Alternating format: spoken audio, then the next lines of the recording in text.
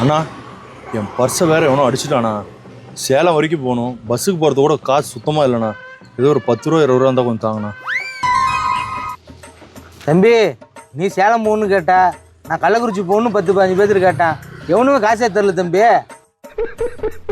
ஏய் 10 ரூபா கட்டிங்க. எவ்வளோ கலெக்ஷன் பண்ணியிருக்கா? குருவே சரணம். இப்படி நான் பார்த்தோன்னே கண்டுபிடிச்சிட்டேன். நானும் காலிலேருந்து 10-15 பேர்ட்ட கேட்டேன்னா எந்த பரதேசி காசு தர மாட்டாங்கிறானா.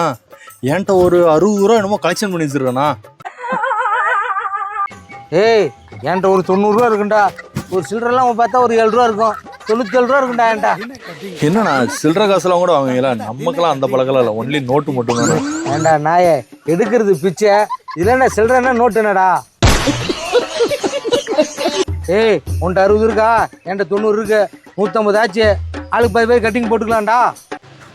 சைடிஸ்க்கு என்னென்ன பண்றது? ஏய் அதுக்காண்டா உன்ன மாதிரி ஒருத்தன் மாட்டுவான்டா அவனாச்சும். அவர் இந்த உலகத்துக்கு ஏதோ ஒரு முக்கிய செய்தி சொல்ல வராரு. குருவே நம்ம தொழிலை பொறுத்த வரைக்கும் சிங்கிளா போனா சம்பாதிக்க முடியாது குருவே.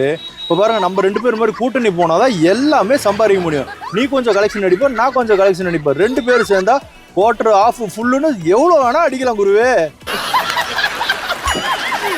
தம்பி நீ சொல்றது கரெக்டு தான்.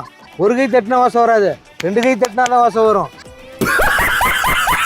நான் சின்ன செலவுகளும் போனேன். பஸ் அடிச்சு ஹெல்ப் பண்ண முடியுங்களா?